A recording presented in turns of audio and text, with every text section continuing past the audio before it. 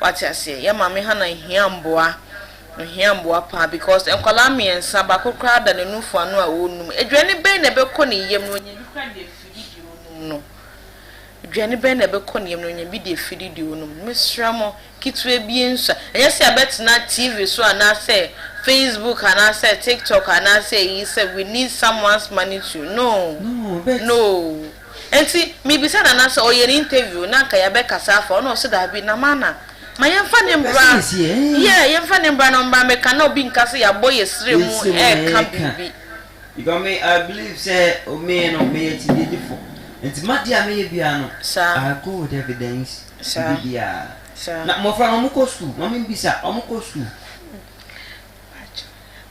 Free lockdown to an uncle view. Okay, pain there were you just oh. From lockdown to Samuel. Uncle school. Lockdown crab and say 4 years when you are amenable. 2 years. Lockdown. 20 yeah discover 2019. 2019, yeah. And 3 years. 3 years. 19 20 21. 3 years in you discover in March and March is just around the corner. Yeah, 3 years. 3 years. Yeah, after the your friend is saying home debe now moya you know. Say Ghana your homecoming say homecoming homecoming for the outside wow when him say you Ghana and you should come to Ghana and other stuff you know. Up to now. Mama background put the we on TikTok sa. Yes mo. Mama ba you on TikTok sa. Enye easy. Enti oba homa no so na watimi ahye ma obi nso enye bi ahwe na ye bi atu ekutokum na maso mo ame afutu ben yesi na afutu ben na wode ma maburu na omo ba no cho afutu ame o ma me nuan ma na se omo hwe omo hu ye se ba ma bi be dada omo se obe wale omo a nhwe na omo anye omo fa omo ko omo ma me no papa no omo papa info no hu se nipa obetumi awale ye be obehwe no ansana patumi ato anamo nyesa nye me femu nyanya me na wa mafa amegidi se me no meduru kra ewuye eduru baby anka eba madwim aso bible say o yesa wa ye bone no so bekwa akobu hu ata sa ena ma mejaye tu ya onim de obenya Obetimi afre 05 0302905 713 na wafre na de obia no oni aka na 024 na me personal number obetimi afre 0246195705 send ya won so o asem bi wo ho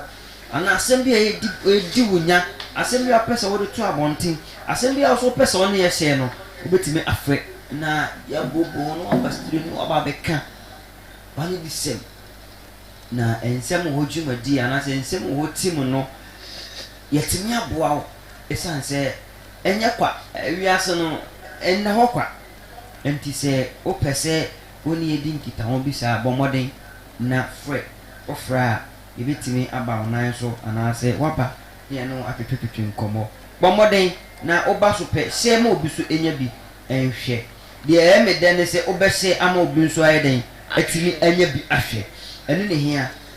ne hia pa because o sha na obi nso ayeden atimi anya bi ahwe na bi aso atimi akoso kama de ama yen because dia ekoso no se meka se eye mede ana mebo e ma reho pa yi se obi aba homa no so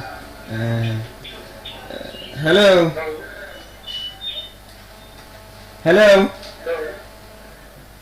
good evening. But you're frozen. Nakasa free. Number 2. I didn't walk my anyway.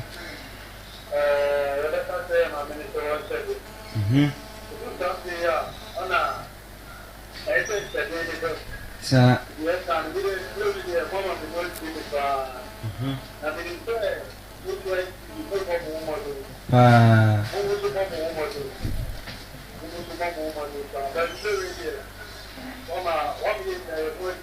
Okay.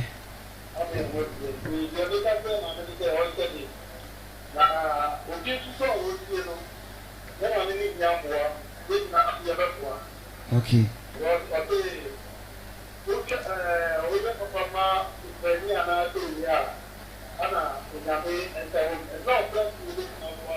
Sir.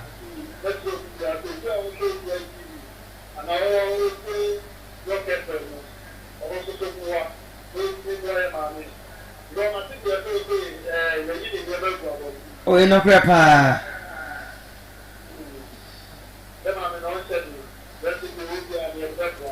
Okay. Okay. Yeah, that's a pass on so ultimate free Jumadi and so on. You have to be called so am I on so here or hey free Facebook Facebook for no Facebook for I think the bit of amunya you know ma hana sa ko o sin nyameti ase ma e ma me sin nyameti ase e bi abes e be ko so kama ohene ba ono wasanka gwa o great job great job ana chene Eves chene ono say thank you very much ono so ase e de amaye kama pa bia so etimi ko so kama Facebook for no ebi mu super mu TV super papa Facebook for no enya de ketwa enti wo ba so a share mame e bia so entimi enko so kama enfama ye na mo bia wo bia no wo so betimi e de aba beboa na bia so etimi akoso kama e de ama ye brother Prince ono so e wo ye Star Oil filling station ho ono so so he papa ohye papa na nyime so ogusu a ohye ye brother owuo ono so wo enchi dade so o enjoy program no papa na ebinom na ya na musabi mimbre no I say Facebook no comment no omuntimi type of Facebook ho nti bebrede na WhatsApp bebrede no ade na WhatsApp na omotu bi mane mesa we big allergy wo King Tampo big allergy anyway want to say menim say oh she jumadi papa na bibia so timi akoso kama Hytvgh yenu ya ba hana na studio ha yenu twetwe nkomo e fa life you can say life our experience e wa akontu mo osan ba Ghana ha no de wa from ne de in fact edin ya papa suana osu but over Facebook na ba mo so a kan kranse se be kire yenu ya ba mame na ene wasuama nyina yasubi e wo studio ha wasuama ama nyina yasubi eni se onso wo o how bi ne amane bi mu a nsem e wo kotoku ma ade ase fridge mo no obetimi e de aba na bibi aso timi akoso kama producer duwa na no se nzo Brian Drop na ide ama yenu abai ele wo se 40 people si de eni se ntimi sraw obadumadi eni so ana wa se dumadi obeba batuni bia no shema me na obia entimi enya bi na onhwe na mo bia nipa na obia no so entimi nya den emfa embra na ome support ye nua bai esan se dio yonko dano da because sabi obia nya bi o penipa bi amana aboa ana so oprobi aboa no say onya de let's say nua bai abase yamwa na this is the time for you to help. This is the time for you to help. Enti ene bomodin na bra na beboa bibi mai. Ba. Yes, papa. Ai basa on. Basa ni de mai na style bi. Basa ni de mai pa. Yeah, in fact, me ampa like I've been seeing those things some radio stations and some TV stations, but maybe she be saying that me be Edding me in fact abo me pusa ya no kwa na ekope o onya ko no mfa sika brain na nyam de mechanic say emboane de ya e wo studio hey na no ye be hwese na ye be ya ye be keka yen sas na ya boa no but yen mboa na ntimi ndru se na a hwehwe no adofo na etiefo de na ebe mu a ebetimi aboa kama ama bibia ai akoso se na ye hwehwe no ntino mpaye na me bo se etiefo no say no mo frefre ne omo di omo contributions eba o comment section omo betimi aboa ama bibia aye kama empaye na mebo so betimi aboa na bibia aye kama ti ya maame ha na hyeden esu no besan afa yare foforo e de ama wo ho esu no besan afa yare foforo de ama wo ti mesrewa enu enima reho nti no de eja esu na bepe bebi ada na de beka ni na ebeja ya masafura de yesu yambo akakra ye wo a ye betimi de aboa ne de nyame bebo ye ho ban na yetimi aboa o ti nyakuma toyem nyakuma toyem pa misro esu no kwala ho fane se uko 2 years mpo na obi ampo ebusuani bia hwa nkwala ma we na uwu efiri honom ne uwu efiri woni de ne be de pa uwu ni de be de ene se ombe de kobolo ni de aka na omobe timisrew nyadaje na tenate asefo asase su na hwe nkwala ima na hwe nkwala ima pa enu ne hia udi omo aba udi omo papa no mu hwe omo a wo ye na no this is the time wo nana Trimude won say edu Father's Day na ye ignore ejanom a na ye see sisi a na 21st century enti no ye ejanom so ya de yes ejanom ya de but ejanom binum ya de aya na ye o sa ejanom binum ya de aya ya ye say 21st century Mother's Day na mothers oba beja akwala ma ne papa no we dwane na asem ye do sa ebia na papa ni mfa sika mba we say so ni papa ni fie se nya dwane we dwane ni mfi aka we so sa akwala we nkongo dwane ko ma papa ni kram fa ni ti ka wa yera papa do ni baby oti me ba o me bunfu me ni o me free o hwe me aye wan hwe me a asafo ralis Rebecca ya wo nkola na ba ya be hwe mo no wo de obenya di no fa hwe no na ye hu se wo de kakra support we de kra na we de mbimba enti o china wo we nya allege me nkokan tis allege we me nkan tis allege wo se eya asam Stephen Apia wo hu ana Maculation na ne de meti brebi se ne de ba Maculation no se ne papa nhwe ni to ye no enfi ne papa Ghana fu be kan ye se on Germany kan ni ade nye hwe similar question ni the same thing similar question ni na we ni answer ne be ba in future similar question ni answer ne be ba in future entade bi esi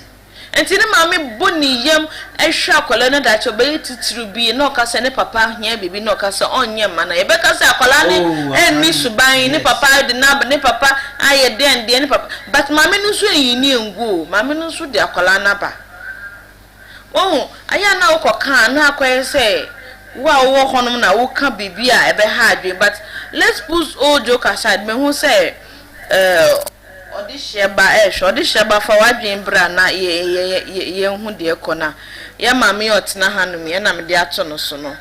ya mame otena hanum ye tu na efri ne fie owomba wo honum be mo ne ne so wo honum no so no ejai no ajeje mu achese enye easy kurati ye gusu a ye ka chetiefo ne ahwefo ne adofo se kakra bi obenya de aba e de be so na sene no se ye 10 cedis se 5 cedis kura ye boaboa no a oso peso onye choba ntino na enu na kwakosi enti de bia nanom no bekoso anya Mother's Day niema bebre endanom bekoso enya Mother's Day niema bebre what you say every Mother's Day how dey hwe now so be 2 weeks as Mother's Day na so but Father's Day nya sorry na obekwa ebekase yen sorry ni yen wave niema ejanom Father's Day na so ye ka nke ejafo no mo aye adwuma no ni titru pa oh yes ejafo no mo produce nkola na ye dey we are there to receive people are we are there we are there to receive we are the same also mo ye ne say atupa mu bu enya omo a wo pese mu mbame na mo fa mi koto wo na bloggers njojo mi o mo pese mi nkika nsem bi na bloggers njojo mi atupa nya omo bui dende sunsa mpoko asibara masama sunsa domi market ti omo bui na yi omo ya sa na sound on nde ma mi kwana mjwe ni bresam ne ya kana okra de na ya usi kendi yanka bi mfanye ne ya mame hana ne ra ho se ne be ya ni baje ya mame hana ne ra ho pa se ne be ya ni baje e ka bi di siri ni na ye ka se janom no obetimi a odudu eja de enyo baba kuno ne ba obetimi ni amba bebre a wo bat hwe nkwala no e ma ne nko obi fufuro burden se okoya adoye na okọ orphanage home sai nana ahwa oba undidi beye bosome. I've been there several times. I have been there several times. Me ko baby no my mitini basa be week ni na mia mi san hye me ho den. Uko orphanage home ebi wo a wo baby kitikiti ne ekogja no ato toilet so wo baby kitikiti ne ekogja no wa ye na ekogja no uko orphanage home sai na ya de bia na mana foundation de bia ye kwa ye koya adoye mom se na be ya enhira ne nema ewo mu no ebeba. What you see? Enye easy sao. Ya. O yambo mayambo ano wate. 30 rich mon so they about say nyame tiase. And there be nyame tiase ba dia aka na aka. Dia aka na aka. Nyame tiase de so ba ye. E so ma mi we be so esidio hanu mi. Se wo hanu bi aka me sure say. Wo be su bi aboa na ama hwa. Ye be pamo krampo se Jesu krampo nya de a wo be Jesu. What you say? But nyame tiase na ye ka no na ye kanso ama ye hu ye botom de e be ye support no. Odi your friend is saying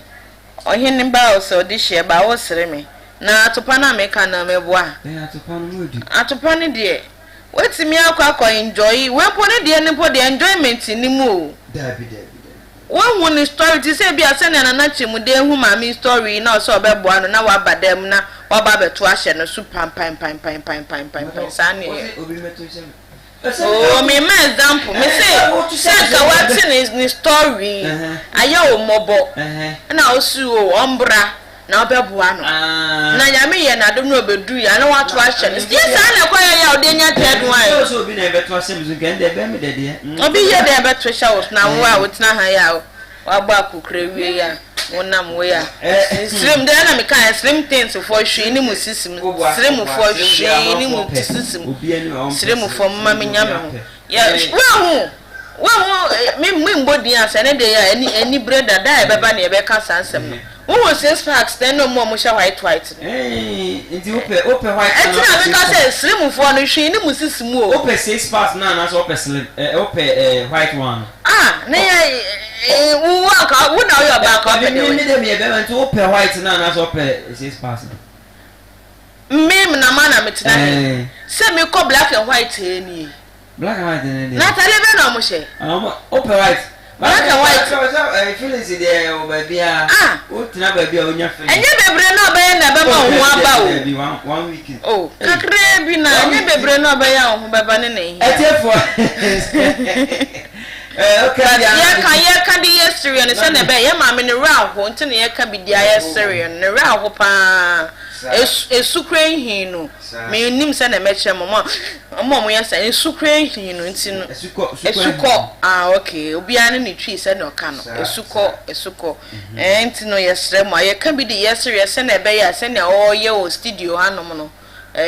sebe anakoma beto ne yem a okoda mu sisi ana okoda abontin okai asresem ekrampo a odi bi beden na bechichire ne re na wetimi ada ti yesremo papa asem ne mu oha pa suntimi nsoa obere asoa mu oha kan fama betimi abo asem ne batuntimi nsoa ti yesremo pamacho pa mama yemboa no mayemboa na ebedu adofo da ya ji atum ade anya ya de edi hwehwe ni ma favors de ya de afa kan ya bra go wacha say yesremo kitu ebi ensua wacha say bible say ensra ene de oma na wo be ye so a embe ye na ochine bi mfa nkota be bi nkoka se nye me anka ma we Bible say wo ya ade a ma oni fan ma wo benkum enhu mudede bia me kanti na mana foundation de me gitu mo no ya ade ama ye benkum ye ma ye ni fenhu nye bia ma betna ha problem aba mpo anka ma ba ha ba wate se ma bo bibi so mpo senda de bi wate se ye sremo ye bre no ya ye bre ne ya ye bre ntino e be strado fo na tiefo ina se ye se edru ye kan se be kra ebu ni se edru beji wa ya trema ye ma me dynamics ne kan kasadodo emfa hwemba edru beji wa ya trema kasadodo nso ewo hoi emfa hwe emfa mba enti de ya kan na no watia weti na kumapem na mnem se ade nchi na ade nse ndu da se ne de na obo ade asafo urade na waye de wakasa ama yehu hawa ye be ya ye de beboa ye nuaba ena mo bo mitiri dom ni na me bo bia office baako na mana ene me kan mo bo mitiri dom ni na me ba mo office baako you guys need to support Obahana. You guys need to support kitwe bie nsa oso person onye choba na mo medidi wo ho na chese onu krampo no kra oni bi no krampo san dua fufura ombenye aduane edi edu ti fia o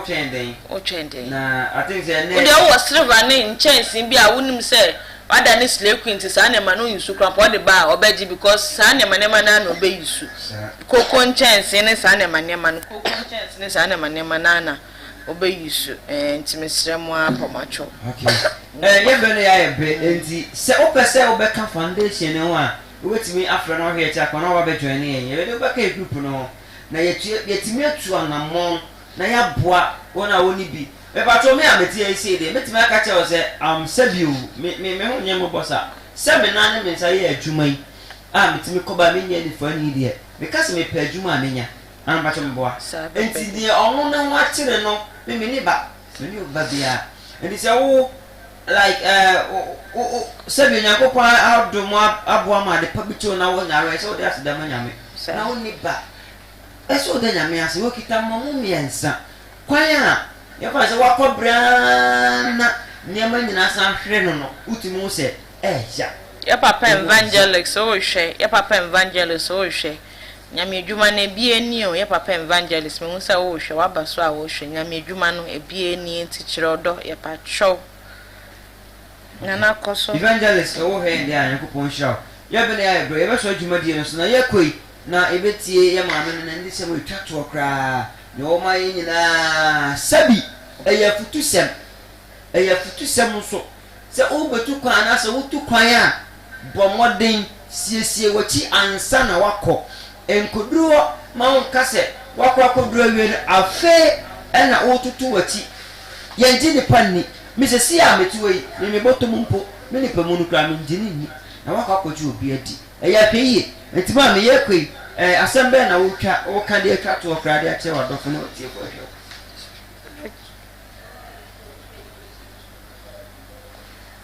yeko nti asembe na woka de atwa to achomek atefona semisro mamu emobo no mum amena metumi hwo mumma no emma onye me kwa me ba obi aba timpamu cho mum kwa me osi yekwe de mofra na wa wo mo de aba wi ase no enyo no kwa ne ma Ghana fo nyina ye ma enti mo bi a wo bia no fabo ano next week Friday ebia na wo mo bi na betimi de aboa fabra na fabo a obetimi de afa na mana page na Trimude betimi afa number 0246195705 0246195705 030 2905713 03029055713 wait with the afaho me say the number no should be 03029055713 and your office line ofra na ka say obi a wo hwa na matiri moda na say obi a ba ko no bia no wetimi na di nkomo so aso na say opesa obe join your group no so your page no 02461 95705 saa na mana 88 ni bi ni me devo eno so betime a page wo na twem komo TikTok na Trimude Facebook na Trimude Hytvgh and York FM hono nyina no betime e de aformat of nyaba ye ko ide na woka ye ko ide ya semo ne de age ne semo ne de ye ko ide na me papa di na woda ma betina so ide wo sebe me danase enye easy for a daddy to give birth for me to grow up like this and then still see my father. Nana me post idea. Ma me post fine. Me post fine. Nana dey me post you. Na so dey fine. Me post it. I will start. O say me post on TikTok or Facebook in me papa di ni birthday ntino Mary she me papa happy Odi ni daben odi na ndra oni despite I am so a second me papa ye third me papa ni Christo asafofo fa omo na like omo foundation no omo te no omo te ni 3rd February na me papa so ye Christo asafoni. Okay. And no meka so omoti ade ne krada odo wenyi chen ansori ne but omoti ade no ne krada and me papa edi ni birthday eye ndra Mr. Set kwekunya ko yakupon shroud da onye wakuma swade na ma. I love you so much daddy. I love you so much. Words cannot express the love that I have for you. I and the whole family, I and your lovely wife Susanna Nyako. We all love you so much. Janet, Arthur, Abba, Emanuela, Christabel, Chief, Kobe,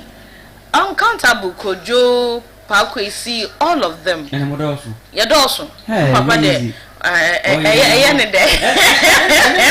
saw you be no. Oma manager near free studio. I saw no what. Higher crime. If you are me man dear,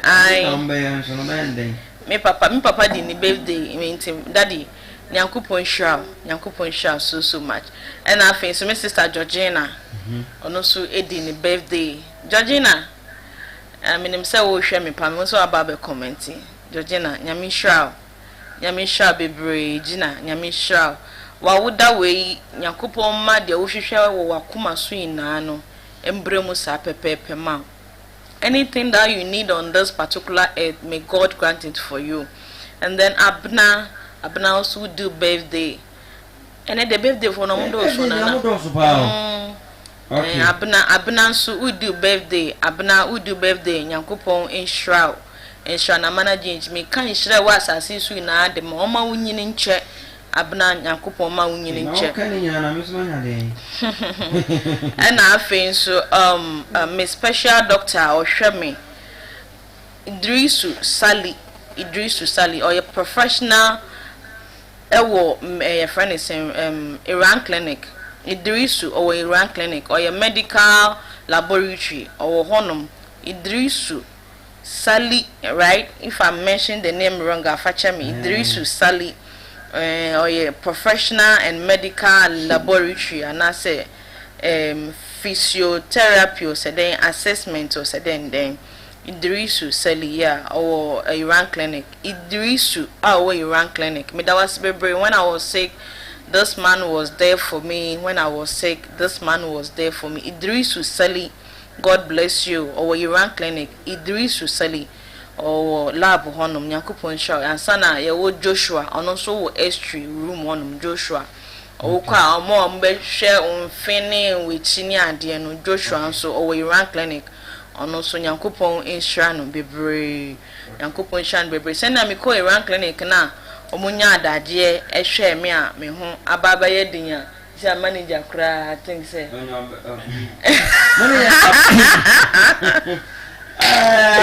manager kra jina hanum ya ohu kra kotokuo mfa yi shemi manager nso manager so atimi ehun se maye kama nti medomu ni na ase na afenso me da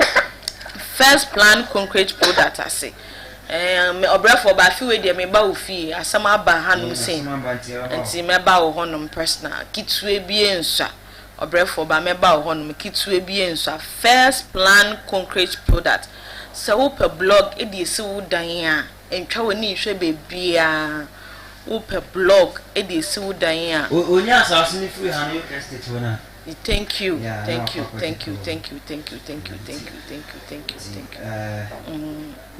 Na yenko. Yeguso ayeko. Okay. Yeah. Na first plan concrete products. Obefro obrefo ba e wo 0244 68 2975 0244 68 2975 and afenso ye wo I can do it if you want to travel outside the country. If you want to travel outside the country and try when you should be say obe contact I can change say me can say your number one trusted hub. I can GH your number one trusted hub.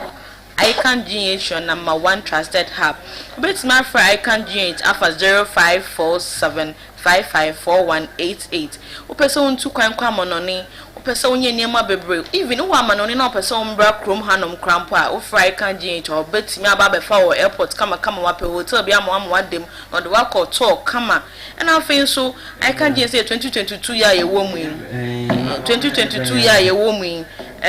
wo betimi e de half aba obomidi na manage ncha wo de half ba obema bibia ye kama ma and afin ye wo ama de oba be hwe mekọ ne honum ama de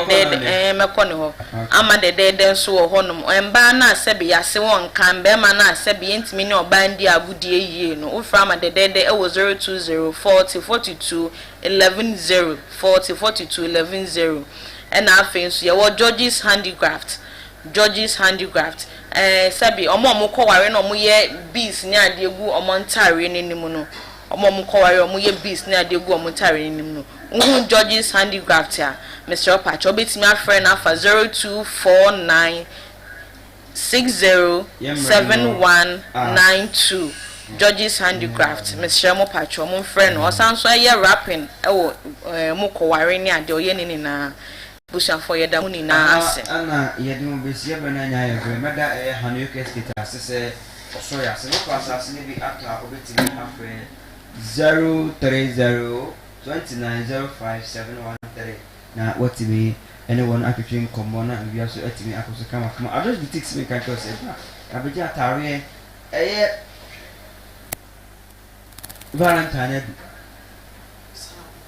Valentine du enti Valentine obetimi aba bia so atimi akoso kama Valentine de ebo ye ko salabo